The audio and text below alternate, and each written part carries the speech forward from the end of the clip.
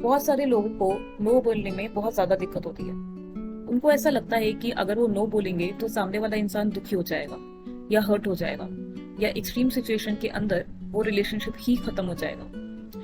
पर यहाँ पर ये समझना बहुत जरूरी है कि किसी भी रिलेशनशिप के अंदर आपकी प्रेजेंस और आपकी नीड्स, वांट्स या विशेस उतनी ही इम्पोर्टेंट है जितने सामने वाले की। अब ये रिलेशनशिप किसी भी टाइप का हो सकता है, फैमिली, फ्रेंड्स, कोलीग्स, किसी भी टाइप का।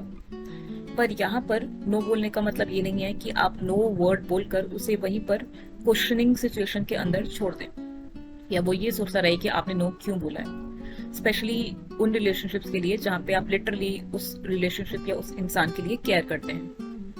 तो नो बोलते समय कुछ चीजों का ध्यान रखना बहुत जरूरी है। जब आप किसी को नो बोल रहे हैं तो ये जरूर सोचिए और ऐसा जरूर करिए कि आप पोलाइटली उसे नो बोलें। आप गुस्से में या रिजेंटमेंट के साथ या पिछले ग्रजेस को होल्ड कर नो ना बोल रहे हो। Be polite. आप अपनी टोन के अंदर बहुत पोलाइटली उसे मना कीजिए और ये सोचिए कि दूसरे की जो फीलिंग्स हैं उस सिचुएशन के अंदर इन्वॉल्व हो सकती हैं।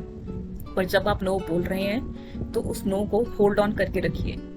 जस्ट बिकॉज ऐसा है कि वो इंसान बहुत ज्यादा वो चीज करना चाहता है तो आप उसकी चीज को रिजेक्ट कर रहे हैं, इसका मतलब ये नहीं कि आप स्पेस दें बाद में मान जाने की। तो ये जरूर ध्यान में रखिए। दूसरी चीज ये कि जब आप नो बोल रहे हैं तो हो सकता है कि जो वो करना चाहता है, लेट्स से कि वो किसी पर्टिकुलर पार्टी में जाना चाहता है, तो आप उसे एक ऑल्टरनेट सजेस्ट कर सकते हैं, वो ऑल्टरनेट जो आप उस सिचुएशन के बजाय करना चाहेंगे। जैसे कि अगर वो आपको किसी पर्टिकुलर पार्टी में जाने को बोल रहा है या बोल रही है, तो आप ये बोल सकते हैं कि आप पार्टी में जाने की बजाय किसी एग्जीबिशन में जाना ज्यादा पसंद करेंगे, और ये आपकी प्रेफरेंस हो सकती है जो आप उसको एक एज एन ऑल्टरनेट सजेस्ट कर सकते हैं, क्योंकि अंडरलाइन मेन एजेंडा आप दोनों का शायद मिलना और हैंग आउट करना है। नाउ जब आप नो बोल रहे हैं, तीसरी चीज जो आपको ध्यान में रखनी है वो ये है कि आप ये उसको जरूर समझाइए कि आप नो क्यों बोल रहे हैं, उसका क्या कॉज है। कि आपको बहुत ज्यादा शोर से दिक्कत होती है, आपको मन नहीं करता है कॉन्सर्ट्स में जाने का, अगर ऐसा है तो आप उसको बहुत क्लियरली रीजन बताइए। तो फायदा इससे ये होगा कि वो अगली बार आपको ऐसी किसी भी चीज के लिए बोलेगा नहीं या पुश नहीं करेगा या करेगी।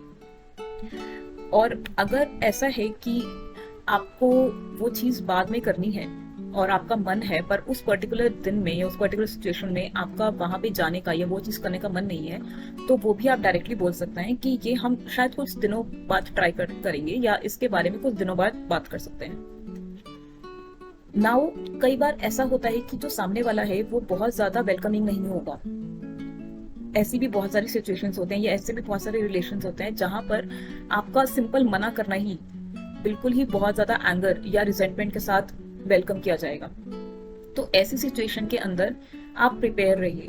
आप उस इंसान को जानते हैं तो आप प्रिपेयर रहिए कि हो सकता है कि सामने वाला बहुत ज्यादा गुस्सा एक्सप्रेस करे या बहुत ज्यादा दिक्कत आपको दिखाए आपके नो बोलने से जो उनको हो रही है।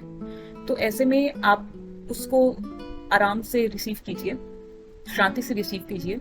और अगर ऐसा हो रहा है कि वो वायलेंट हो रहे हैं तो या तो उस सिचुएशन से निकल जाइए या उस सिचुएशन को रिकंसिडर या उस रिलेशनशिप को रिकंसिडर करने की कोशिश कीजिए कि क्या अगर आपके नो बोलने से वो वायलेंट हो रहे हैं तो क्या ये ठीक है।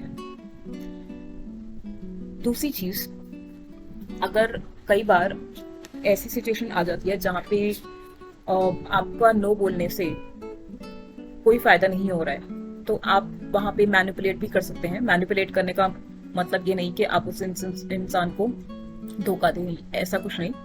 आप मैनिपुलेट कर सकते हैं, मतलब आप उस सिचुएशन को रिफ्रेस कर सकते हैं और एटलीस्ट उस पर्टिकुलर टाइम के लिए उस सिचुएशन को आप रोक सकते हैं।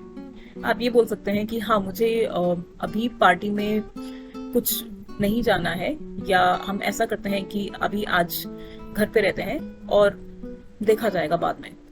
तो ऐसा आप एम्बिग्युइटी के अंदर उस सिचुएशन का रिस्पॉन्स दे रहे हैं और सामने वाला हो सकता है कि उस सिचुएशन को उस टाइम पर समझ जाए और थोड़ा सा शांत रहे।